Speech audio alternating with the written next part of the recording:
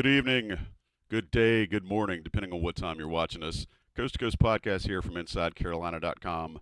Your favorite podcast. We're brought to you by Johnny T-Shirt and Congruity. And we are joined, as always, for these regular shows anyway, by Sherrell, McMillan, and Sean Moran. Fellas, glad you're here. Full confession to the audience, we were recording this a day early because none of us want to be doing a podcast when the Super Bowl is on. Big time, huge, massive Philadelphia Eagle fan, Sherrell McMillan, has lots of plans to don his new Jalen Hurts jersey, and so he's going to be tied up. So we figured we'd do this a night early, thus the recording, and thus not doing it live. But appreciate you joining us nonetheless. Sean Moran, you were not here when we did our little special show on Wednesday, which got a lot of really, really good response on the Inside Carolina message boards, and I think prompted some good discussion. I want to give a special hat tip to Greg Barnes for jumping in your seat for a little bit. But I wanted to see how you felt about the general manager discussion that we had. Of course, last week, North Carolina announcing that they're going to be hiring a general manager and some other potential staff additions. But, Sean, I want to give you a chance. Is there something that you're looking to see about this hire? Or is there something specific you feel like is a must about this hire? Really just want to open up the door for you to speak into the show that we did this past week. Well, appreciate that, Joey, and was able to listen to it early the following morning, and thought it was a extremely well done show. So enjoyed everything about it. I think obviously Sherrell and you guys hit on a lot of what was going on and the rationale for why it was occurring now, and Greg Barnes did a good job of jumping into the financial picture for UNC and other schools and what they've been looking at. I think for me, it's really about I think a lot of people kind of focus on the NBA front office and thinking through that. I think I've been saying for a while, this is really more international basketball on steroids, with everybody pretty much on one-year contracts. Even people on 2 years, you can get out of any contract for the most part, which is the case overseas. And those have much smaller staff, so more similar to what we're seeing in college. And really the GM, there could be a few different ways of looking at it. The GM is solely responsible for the scouting perspective and identifying the players, and then once they have the top 3 or 4 per position, then they bring it to the coach, and the coach goes through, or they're working in sync. And to me, it just kind of goes to that model where there's not enough time for Hubert Davis and the assistant coaches, the current coaching staff, to be going through all the Power 4 players and the other mid-major players that could come up, and kind of ranking that order during the season. So to me, ideally the GM can play that role, the one that has a handle on from a scouting perspective and being able to talk to the agents, etc., so that when the time does come, they're ready to hit pretty quickly in late March or April. And I know you guys talked about it. Hubert Davis has made comments about how much time he spends talking to agents and doing all these other things that he didn't have to do just maybe a year or 2 years ago. And I think, once again, if you can put those responsibilities on the GM or on the GM and his 1 or 2 people, I think that could solve a lot of issues. You also need a very well-connected coach and GM. So I think, to me, that's probably the biggest question mark of this piece. But what I would love to see is that GM having that role of identifying, scouting the players, and being ready to roll in the transfer portal across different positions when the time comes. So, overall, great listen for me to you guys, but I always go to the international model more so than the NBA, because I think it's much more realistic in terms of what's happening right now. I hadn't thought about that, but that's a really, really good perspective, is that it's an annual thing. It turns over regularly. And we've actually heard college coaches, both in football and basketball, say it's a 1-year roster now. So I think you make a really, really good point there. You almost got to this in your answer a second ago, but I asked you point blank. Does hiring a GM and other staff make North Carolina's bench coaching staff better? Yeah, I think, I don't know if it makes it better, but it allows you to focus on what they've been accustomed to focusing on, if not getting back to maybe more of the traditional role of focusing on the player development, on the scouting, and there's always going to be recruiting and other initiatives of, hey, can you look at this player, because it has to mesh with the system and what the coaches are comfortable with, as well as from a personality perspective. So that once again goes into the GM and the coach having to be on the same page, and the GM knows what type of players can fit into the coach's style, so that when he is ideally bringing people to Hubert and the coaching staff, there's not any other issues that wouldn't fit in. So I think it would get them back to maybe the basics to an extent, and once again take out a large part, given that this really there's so much going on during the season, as Sherrell has noted many times before, and once again the GM would need to have that pulse on all the players that are coming in, their situations, kind of identify, hey, even if it's a mid-major as a freshman, hey, this could be somebody we're interested in as a junior, and you really need that encyclopedia across all the Division One and even other programs across the board. So I think it does, because it takes them out of maybe some deviations from what they've been doing the past 2 years and trying to get ready for the portal season. Good stuff, man. Sherrell, I'm going to ask you, do you have anything you want to add to that show? And then I've got a couple of questions specifically to you that might require a little speculation, which I know makes you uncomfortable, but I'm just going to ask you to trust me. Anything you want to add to last week's show? No. I think it's the high level message, no matter what, is that UNC hiring a general manager is a good thing. Okay. Everything other than that is second, can take a back seat to the fact they're doing it.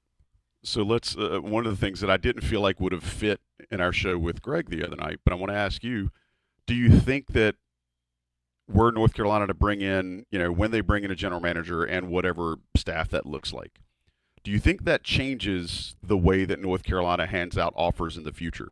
I think the answer is probably yes, but I want to hear you say, if it's yes, why, and just totally hypothesize what changes might be made. I know you can't predict what the final picture will look like, but I mentioned this because we've seen in the past Hubert Davis just throwing out offers to everybody in the top 20, and I wonder, is that because he's been kind of handicapped for evaluation time or what have you?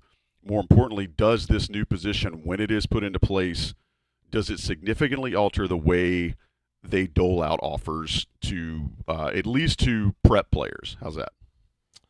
I don't know if it'll be significantly, but it will definitely be different, because I think ideally the way it would work is that you'd be a little more surgical with your offers, in that you would have done a ton of legwork on all these kids prior to offering. So you would know, like, you don't offer them until you know they're legit and there's mutual interest. And there's heavy mutual interest. Yeah. I mean, there is a coach who's retired, who used to coach in the, let's say, Durham County area, who if they dropped a player, it's because they knew they weren't getting them. It wasn't because they didn't have interest or whatever. They just knew that they weren't going to get them, and they weren't going to allow that to be a headline that someone didn't choose to go there. So there's that kind of stuff that I think the general manager would help with. In this day and age now, the general manager will already have down, like, okay, his numbers between X and X. The mom, the cousin, and the sister are the three people who you really need to talk to. He won't fit in a system that has more than 70 possessions a game. He will fit in a defensive system that does X, Y, and Z. Like, you'll have a bunch of criteria. I would imagine 10 to 15 different things as far as fit and style and all that stuff. And instead of, Hubert Davis having a list of 20, the GM would come and say, here's 6 guys. You need 2. I think we can get 2 of these 6. Let's close on 2 of these 6, and here's how we're going to do it. So it would be it would still be a lot of offers to good players, but I think the offers that were given would have a little more, I don't want to say thought behind them, because it makes it seem like they're Kansas and they're just throwing them out like Kansas does. They're not quite there, but it would be a little more surgical, I think, than it has been the last few years.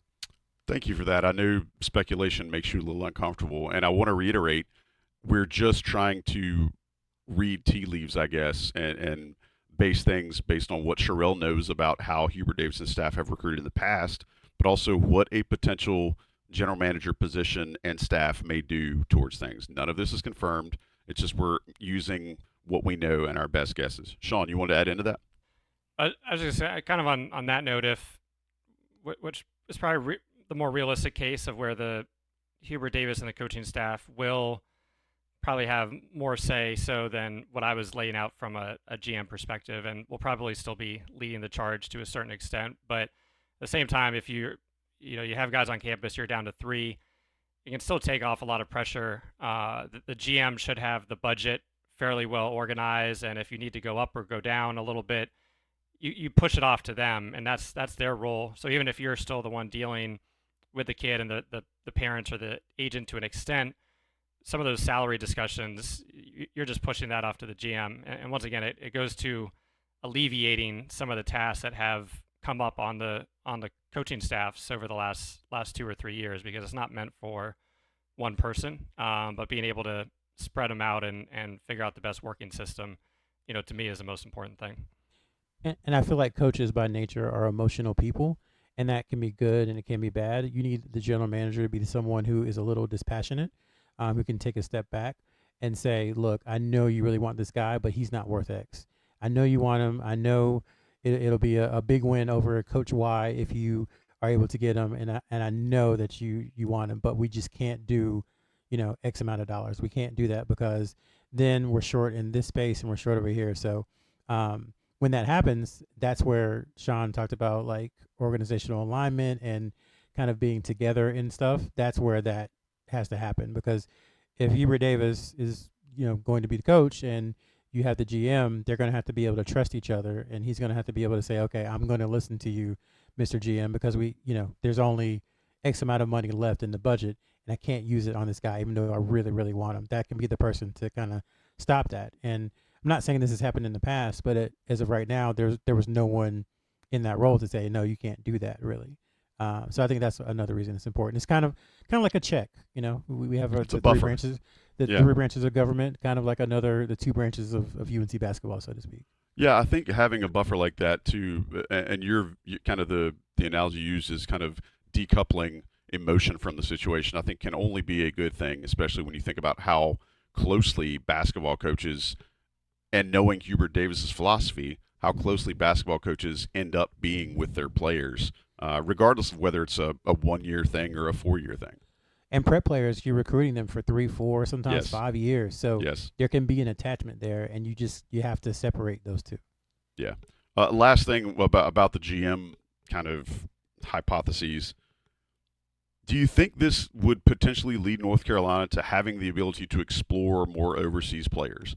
I think one of the things that came up from the Inside Carolina subscriber base and just fans in general when North Carolina was going through the misses on post players this past summer was people started wondering, was there not anybody overseas? And you saw North Carolina somewhat get involved with a couple of guys that did not end up in Chapel Hill, obviously. Some guys did not end up in college basketball.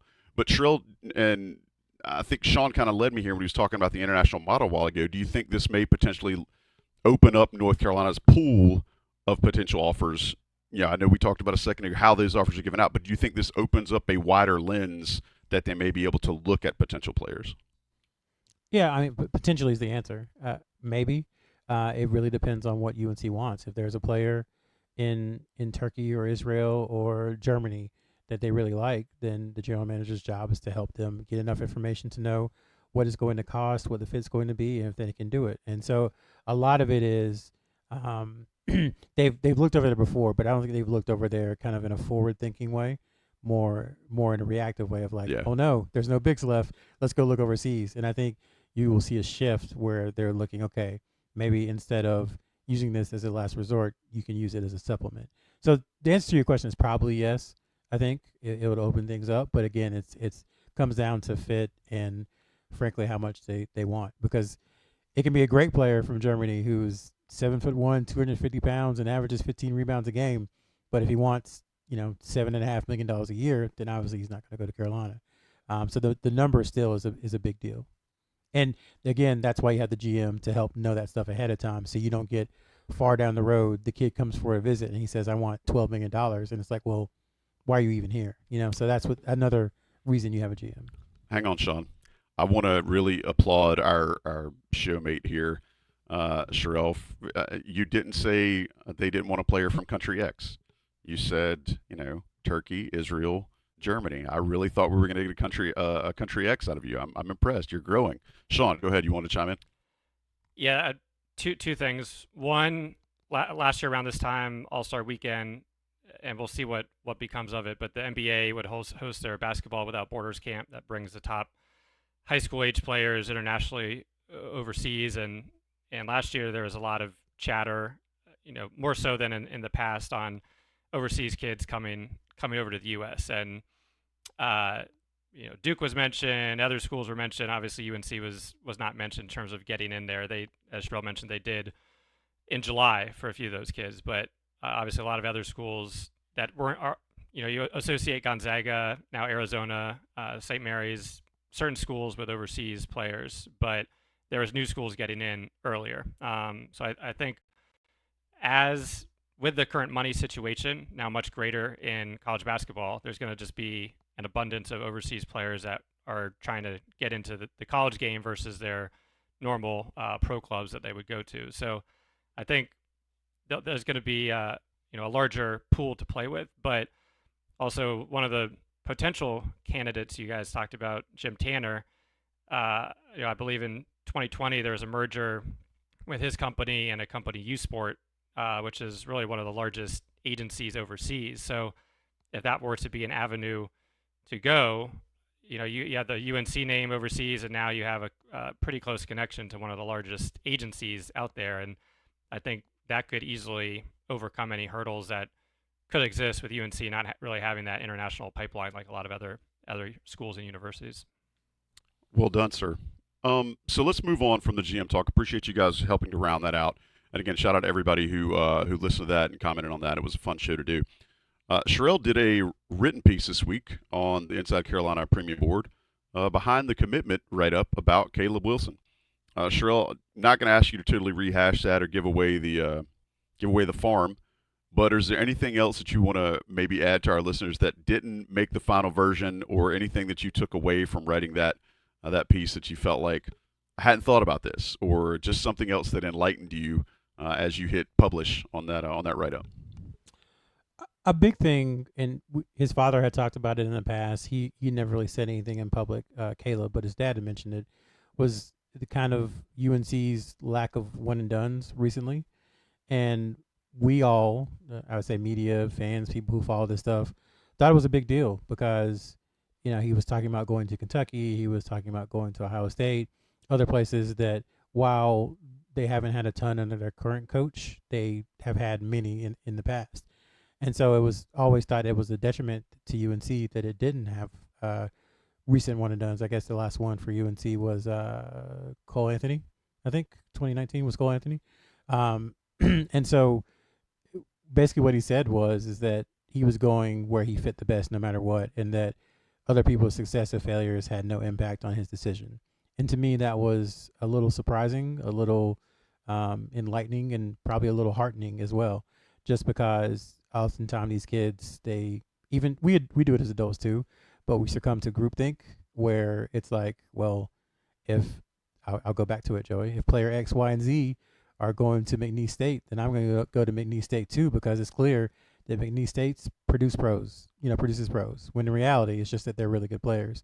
And so he felt comfortable going somewhere that hasn't had a one and done in a while, and he didn't use Drake Powell's early success or Ian Jackson's kind of midseason success as any kind of barometer that, oh, okay, I can go to North Carolina now.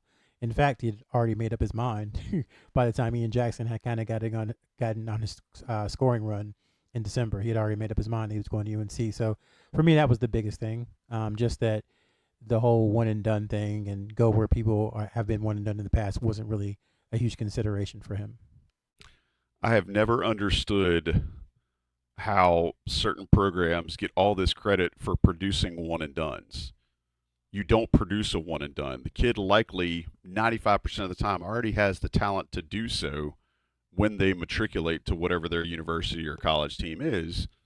And then, sometimes things change and the kid's vision changes, or maybe the kid turns out to be a locker room cancer or what have you. Or maybe he just shies away from the bright lights of D1 ball. But I've never understood why some programs get, this automatic pass as being, oh, look at how many guys we send to the pros. Most of the time it's because those guys were going to be in the pros regardless. Yeah, it's not, you don't develop one and dones, you get good at recruiting them. And so there are some schools who have been really good at recruiting them. Sean, I see Sean thinking. He's going through his mental Rolodex to He's like disprove. Michigan State, He's like Illinois. he's like no, he's like there's a one and done from like St. Mary's or something that you guys Yeah. are missing. But for the most part, speaking in generalities, like you recruit one and done, you don't develop them. So let's get into the Tar Heels this past week. We recognize that they had a week off. Obviously, you can either argue or agree that that was a good time to get a week off after getting shellacked by Duke in a game that North Carolina just didn't look like they belonged in the same area code with the Blue Devils. And we talked about on this show prior to that game that it would be tough, that it would be a really, really awful matchup for North Carolina. And I don't think anything that you saw in that game changes your outlook on this team. It might make you mad because it's a rivalry game and because of the fact that there seems to be a pretty big gap between Duke and North Carolina's teams right now. I think that's all fair game. But one thing that you probably forgot to think about was that UNC has a Johnny T-shirt and Duke doesn't. That's I think is the one thing that will be the ultimate neutralizer, the ultimate equalizer, the ultimate ace of spades, if you will, to make things equal. Johnny T-shirt, East Franklin Street in Chapel Hill. Big time supporters of UNC, big time supporters of Inside Carolina, big time supporters of the show. We want you guys to show them the same love they show us. If you need gear, shirts, hats, toboggans, waistcoats, bustles, double high socks, stirrups, you name it. Johnny T-shirt, if they don't have it, you don't need it. Johnny T-shirt's where you need to go. Hit them up, johnnytshirt.com. Use the premium code on the message boards and get that extra 10% off of their already great prices. So, guys, Tar Heels had a game this past week, or had a week off this past week, and then had a game against Pittsburgh, which felt almost like every other single Tar Heel game of the past 6 weeks. And Tar Heels did get out of the game winning 67-66. A couple of notes that I'll throw out at you, and then I'm going to let you guys just dive in. It was more bad rebounding for North Carolina against a Pittsburgh team that doesn't rebound the ball very well either. They kept their turnovers low, which was good. North Carolina missed a lot of free throws, but more importantly, they missed free throws against Pittsburgh that were the front end of 1-and-1s down the stretch that absolutely would have iced the game. Van Allen Lubin has not been a great free throw shooter most of the year, so you hate to see him at the line in those situations, but kudos to Pitt for fouling the right guy. A couple of other things that just jump out at me. Statistically, I did not see Elliot Cadeau looking for his shot a lot in this game. He finished the game with 5 points, only took 3 field goals, 3 rebounds, 7 assists, and only 3 turnovers. He still struggles with foul trouble. I think that's something to watch out for. The biggest thing I want to start this conversation with is that the defensive energy from North Carolina on the last 2 possessions was something that we have not seen from them, and definitely have not seen from them in a sustained effort all season. Sean Moran, is that something that can change this team's fortunes moving forward? Is there a reason to think they will? Or is it just more of one of those things where we're kind of repeating the same stuff we've done in the last 8 weeks of shows? Could it? Yes. Is there a reason to think it will? No. I think. All right, moving on. No. Yeah.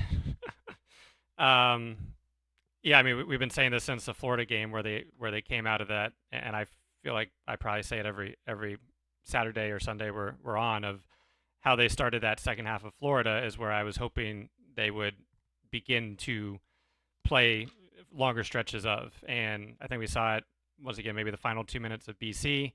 We saw it certain possessions against Pittsburgh, but there is that the lack of that intensity. And Joey, we were talking during the game and talking about the switching, and there was a play right before UNC went on their it was right before UNC went on their cold stretch in the first half after they I'd say uncharacteristically scored 24 points in the first 10 minutes. Dude, And that was the best offensive yeah, stretch that I've seen from them in quite some time. But go ahead.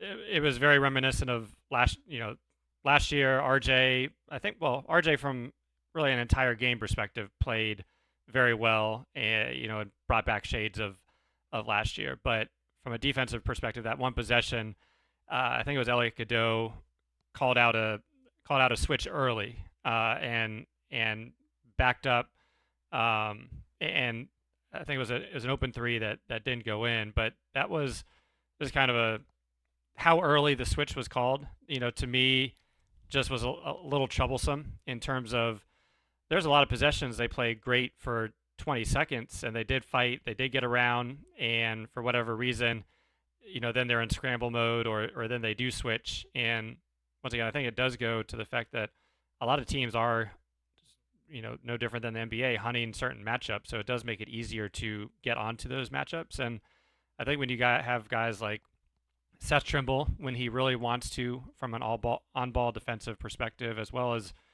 Drake Powell from his length, that can cause disruption. But it goes back to the switching. And once again, with all the pick and rolls, you're going to have to switch at times, or you're not going to be able to get through everything. But it goes to some of the lackadaisical nature that can come, and as we've seen all season. So it was great seeing the play Drake made to tip the ball where he did tip it was pretty incredible. It wasn't like he was 1 foot from the defender. That was maybe That was defensive lineman yeah. like knocking down a deep pass type stuff. It was freakish athleticism. Yeah. So at this point in the season, I think we've seen where it's at. We know it can come out, but there's not the pride in it every possession. One of the things I think that really kind of jumped off the screen at you about this team is how quickly it can go from chicken salad to chicken-ish with this team, right? Penthouse to outhouse, whatever old adage you want to use. Like Sean was saying, they were above 1.6 points per possession in the first 10 minutes of that game, on pace to score 100 and a comfortable cover. And then all of a sudden they go through a 6.5-minute drought. And what's more maddening is that they had another drought of kind of the same thing in the second half. And Sherrell, you've said all season that it starts with defense. I've always said it starts with energy in defense, but I think both of us are firmly correct, either together or separate. This team, I think, goes into their offensive kind of caves when the defense goes south. And it's uncanny how those two seem to be paired together. Sherrell, have you seen anything new that's causing these offensive things? Because when North Carolina against Pittsburgh, when Pittsburgh was switching on defense, North Carolina was absolutely carving them up. They were recognizing mismatches, getting whatever they wanted offensively. And then when Pitt stopped switching, North Carolina did not counter. What can they do to stop these huge, long, walks in the desert where they're not getting any offense? I think you probably have to first admit that there's a problem, right? I haven't seen what Hubert Davis said after the Clemson game, but I think Jeremiah Holloway of IC asked him a couple of games ago, why do you think these stretches where you're not getting any movement and you're not scoring, you're just having these lulls of offense, why does it get stagnant? And Hubert Davis is like, well, I don't agree with that we were stagnant. And so, I mean, the first step, in solving something is admitting there's a problem. So that's the first thing you have to do is say, okay, it's pretty clear evidence now after the majority of the season that there's always a time, whether it's in the first half or second half, where Carolina goes 3 or 4 minutes without getting points. I think the difference tonight or against Pittsburgh was they were getting some good looks. They just weren't converting them. And they weren't even jump shots. They were getting, I don't want to say point blank layups, but layups that you probably should make, or at least have a chance to get to the free throw line. I think that was the biggest problem against Pittsburgh as far as the offense goes. But it kind of is what it is, and I know people hate that phrase because it doesn't mean much, but that's kind of where they are. They'll go 10 minutes with playing some really high level, efficient offense. They ran it through Lubin, and Lubin had the 10 minutes of his Carolina career there in the first half, and then it just Elliot Cadeau gets in foul trouble, and they're not able to move the ball as well. They slow down a little bit. They start taking some questionable shots. I think one player took a step back fadeaway three, one-legged, and it's just like, no time and score, know where you are, all that kind of stuff contributes. So it's more of the same, honestly. It's look good for a little bit, look not great for a little bit, and then try to do enough to hang on. And I'll be positive. Tonight they were able to hang on. So you have to give them credit for it. We are.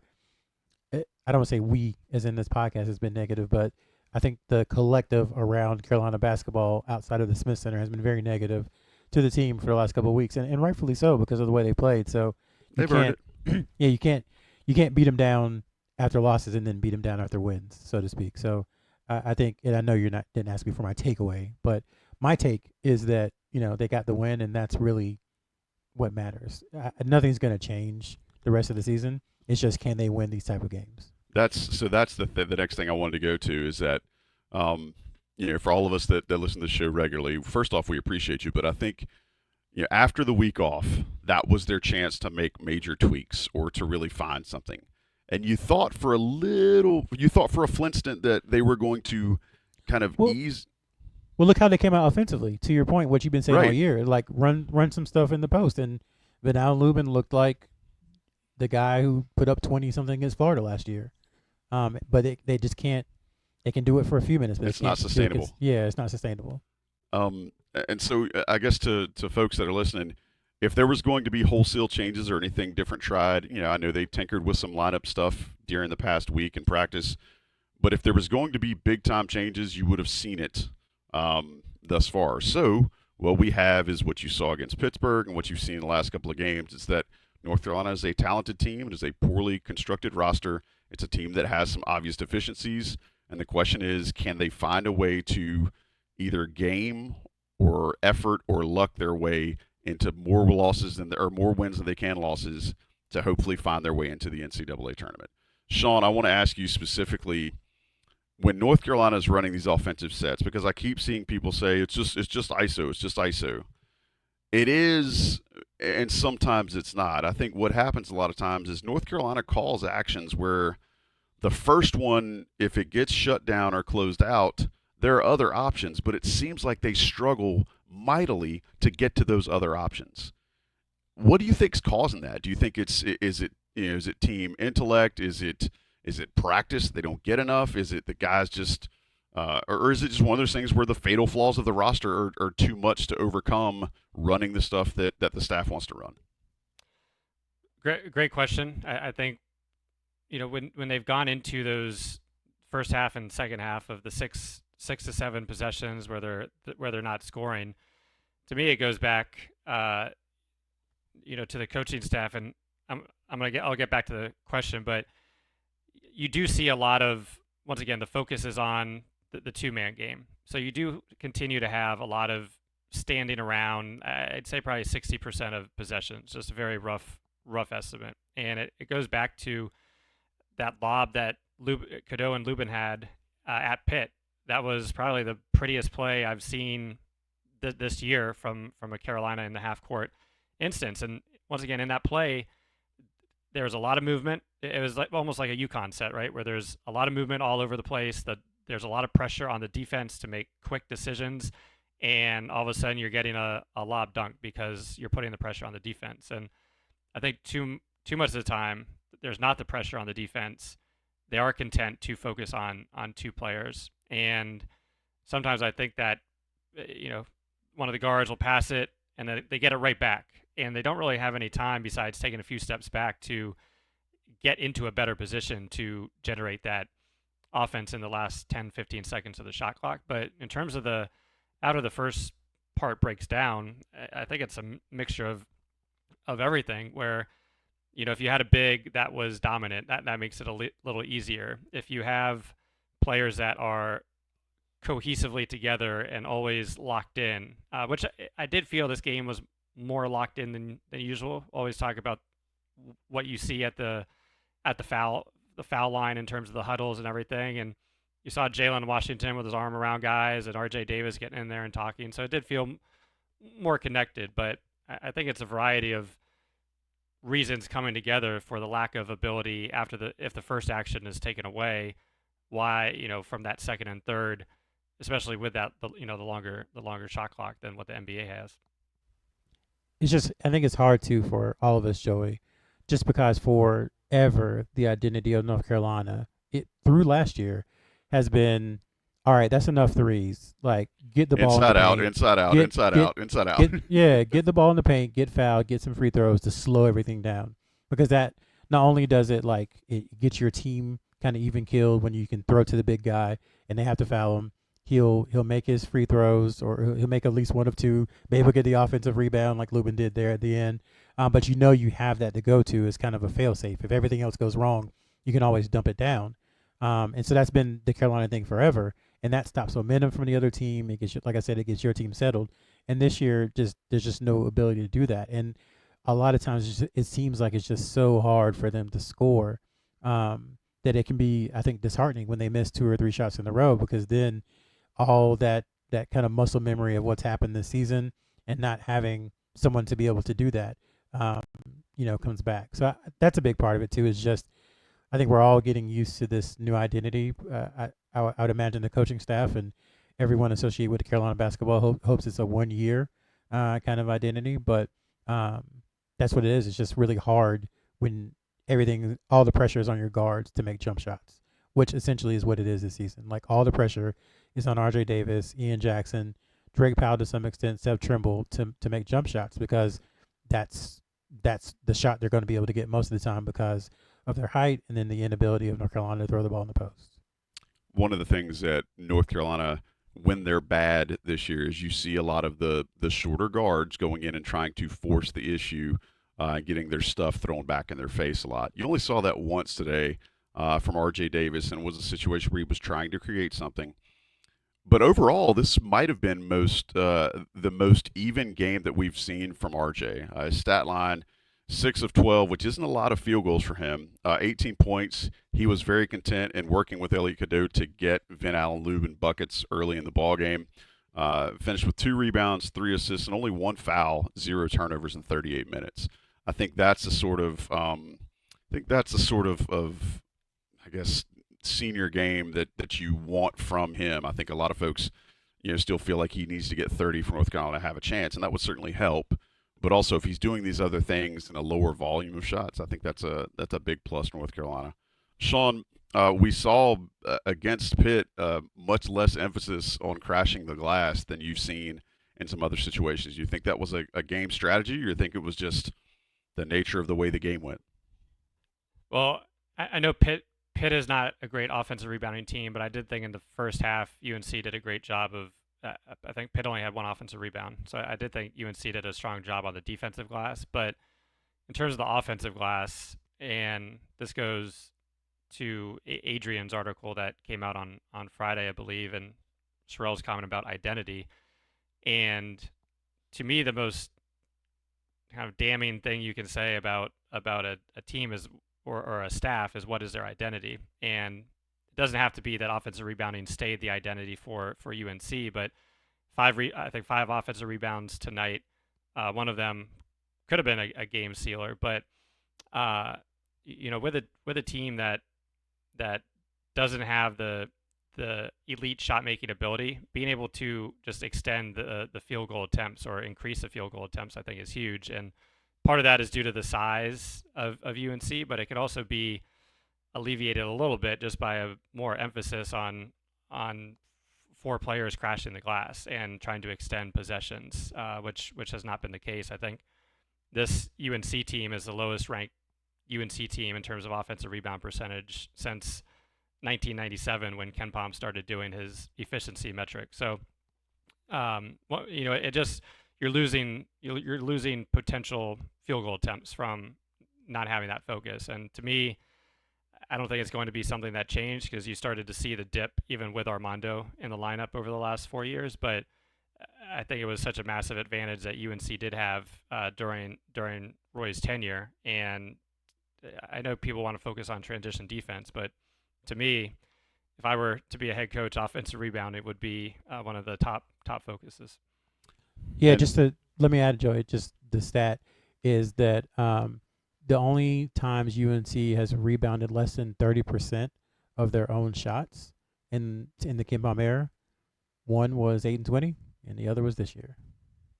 Woo! That will and no Sherrell. I don't know if Wanda Williams has any more eligibility left, but that is a hell of a stat.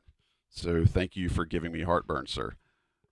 Guys, anything else you want to tick off of the Pittsburgh game before we start looking ahead? Because North Carolina does have the quick turnaround Monday evening at Clemson, who, for some reason, it is February and we're still talking about Clemson basketball. So maybe they've broken the mold, maybe they've broken through. They have a big game as we're recording this. We'll see how that goes. But anything else you want to add about the Pittsburgh game, or do you want to talk lean into Clemson a little bit?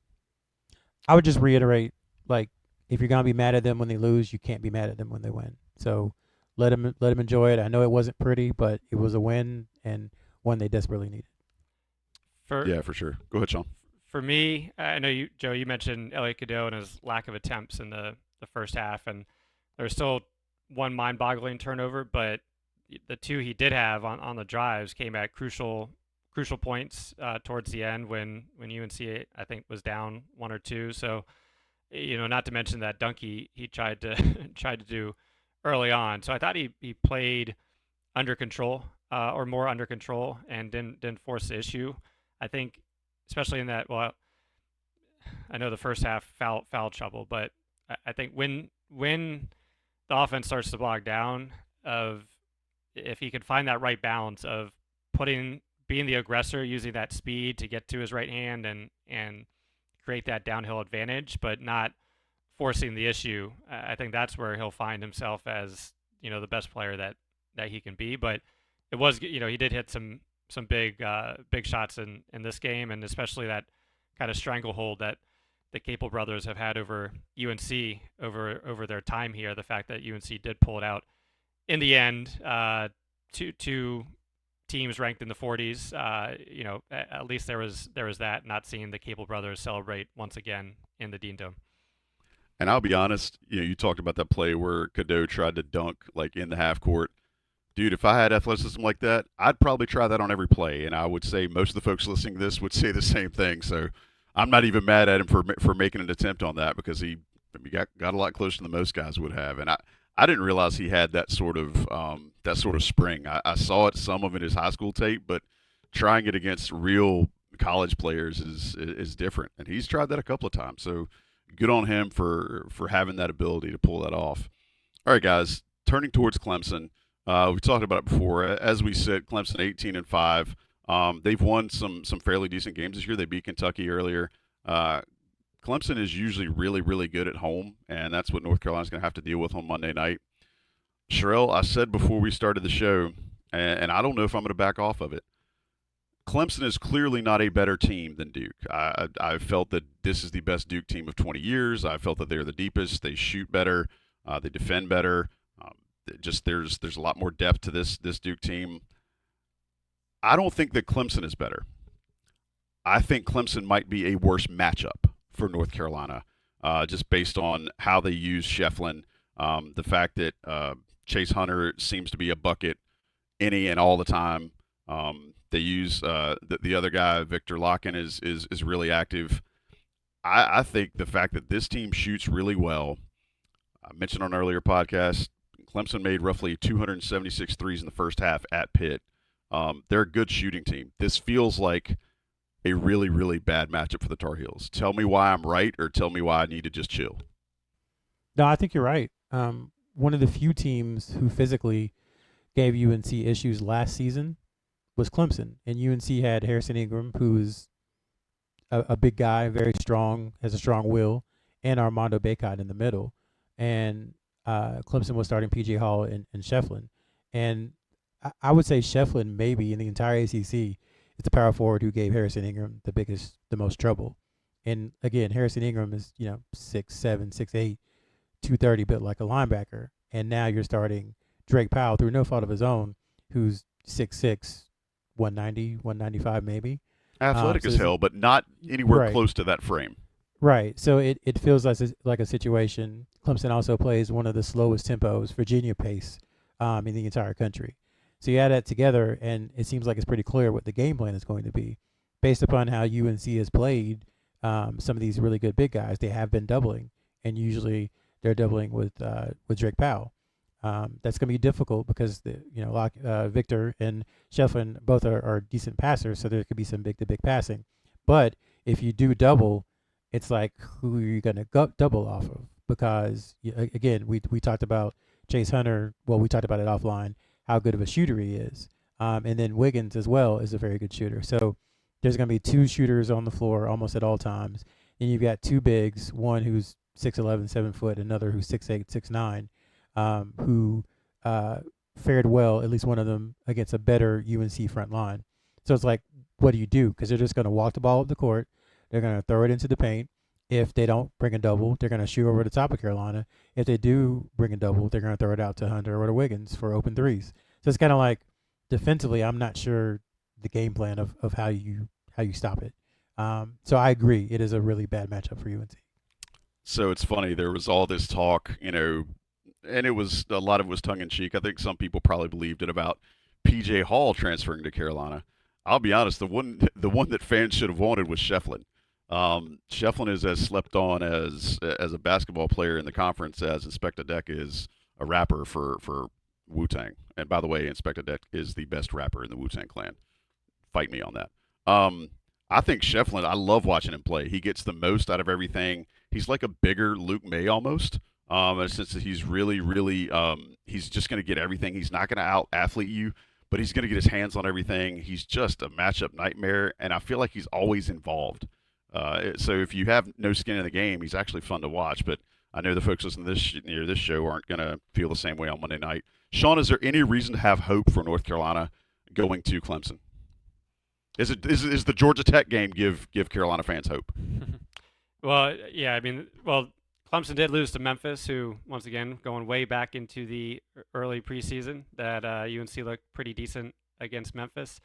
For UNC, this is their last quad one opportunity until the very last game of the season. So, in my mind, I mean, this is the biggest game there is. But with how Clemson shoots it from three, and especially with their size and offensive rebounding ability, it's going to be a struggle. I think we've seen UNC the games in the ACC, the possessions have started to decrease where teams have been able to exert their style of play a little bit more. So you're starting to see in the low 60s, which is where Clemson likes to play, and where I would expect that to end up in probably the low 60s. But for me, one of the key stats, Clemson, when you look at on defense, their average possession length is 364. So I believe there's only 364 teams in Division I. So it means they make people work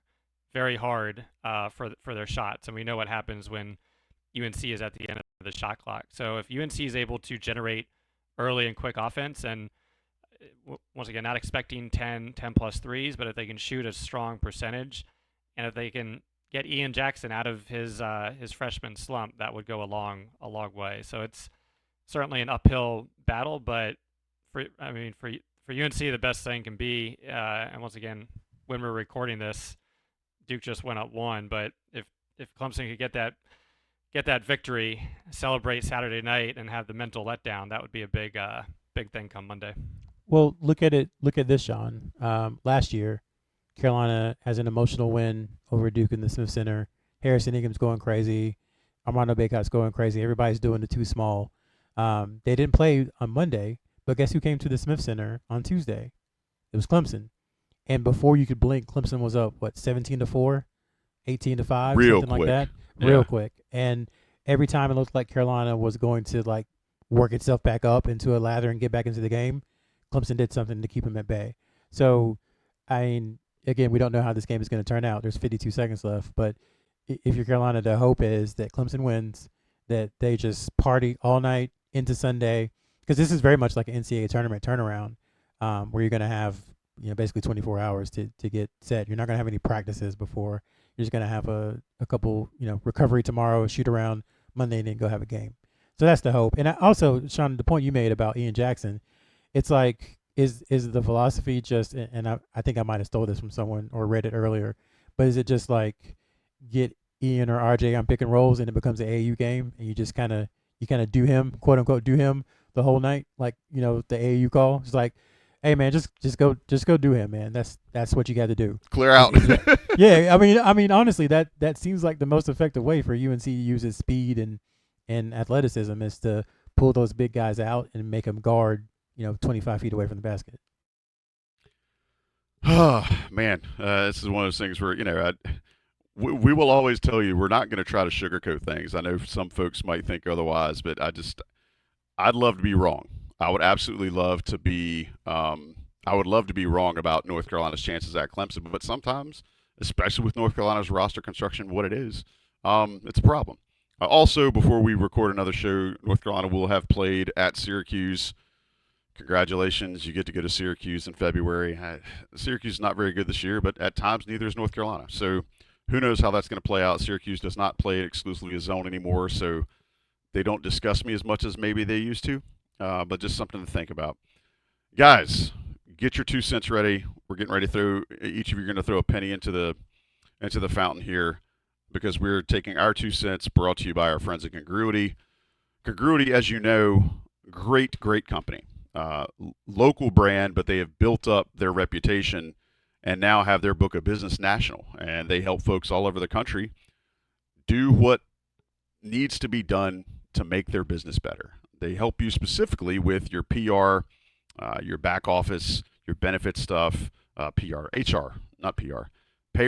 and HR, and your back office stuff so that you, Mr. and Mrs. medium-sized small business owner, you can go focus on the things that actually make you more profitable. So let them do that. Shoot an email to matt@congruityhr.com. Matt's going to give you a free assessment. He's going to help you understand how they may or may not be able to help you, and you're going to be better off for it. So take our advice. Very, very easy. Matt@congruityhr. We appreciate you guys supporting Congruity. We appreciate Congruity supporting us. Sean Moran, please, sir, give me 1 penny. Drake Powell. I thought he while Ian Jackson has struggled the last few weeks, Drake Powell has continued double figures the last 2 games. He's been playing, I think, within himself, especially offensively. Hit the two big threes.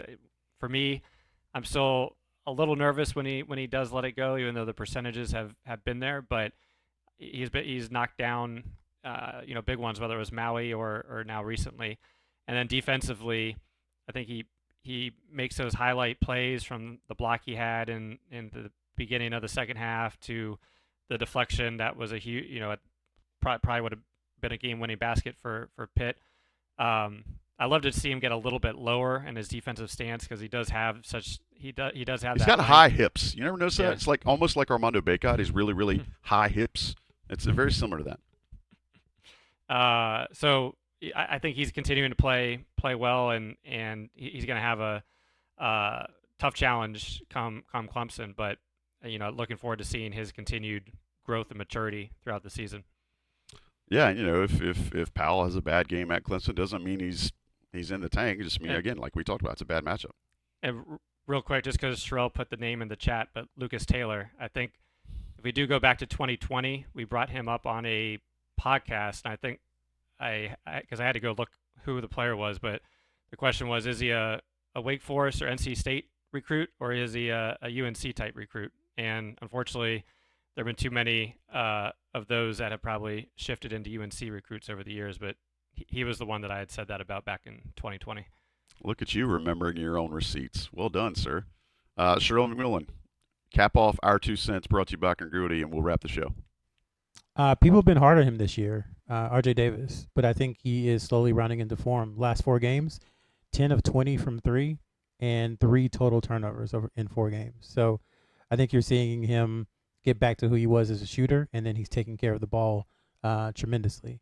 So props to him, and if he can start shooting better, then that will open things up for other people, especially in those driving lanes. So the fact that he's starting to come around is a good thing for UNC. Is it too little, too late? We'll see. More than likely it is, but there's a chance that it's not, and at least he's getting hot, I guess you would say at the right time. The other thing real quick, there were 2 unofficial visitors in the Smith Center on Saturday.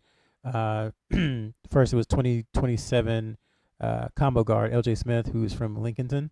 Shouts to the 828. It was his first visit to UNC. So they're already looking in the younger classes in state. And that 2027 class is pretty loaded in state. So as time comes, we'll talk about them more. And then the other was 2026 guard Kobe Edwards, who actually went to Greenfield School in Wilson. So this is another Kobe coming from Greenfield School, the same place that produced Kobe White to UNC 6, 7 years ago. It hadn't been that long. Hush your mouth. And he committed in Stop. June I'm of not that old. 2018, I believe it was. June of 2017, I think it was actually. So he committed almost 8 years ago. He might have been the most fun player that I've seen in a long time in North Carolina, just because the expectations were just not really high for him. I mean, I think people knew he was a good player and knew he was local, but I don't think anybody expected him to be back to the one and done conversation. Also, shout out to Lincoln County. I know we got a bunch of Lincoln County listeners here. Want to make sure we give them some propers here on the show. While I'm doing it, let's wrap this mofo up and get out of here. I wonder if I can say mofo. I'm sure Buck or Siegley or somebody will tell me if I can't. But shout out to John Siegley for producing, to Johnny T-Shirt and Congruity for sponsoring. Always appreciate Sherrell and Sean being a part of the show. I am Joey Powell. Until next time, we'll be in touch with y'all on the next episode of the Coast to Coast here on InsideCarolina.com. Y'all take it easy.